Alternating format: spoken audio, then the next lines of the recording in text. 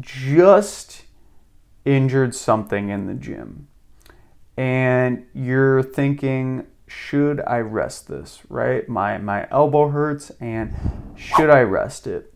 Should I go to a doctor, right? So the advice I give for this is that you have severe pain, right? Pain that's persisted for a long period of time. I would obviously recommend going to the doctor and trying to get that checked out. But if it's a small nagging pain, something that would be considered sort of like tendonitis or tendinopathy, I would recommend trying to get as much physical activity as you can tolerate without pain. Because complete rest is usually going to make this worse. Okay?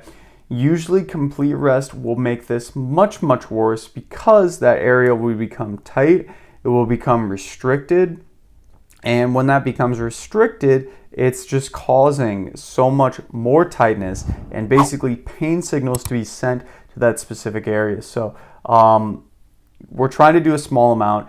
This is much easier said than done, but for the elbow example, maybe instead of your normal bench pressing workout or doing push-up workout, you can just try to go do some light tricep extensions on the cable machine, right? That might be a good alternative and option for you instead. So you should rest, but not fully, and just be careful. Like the video.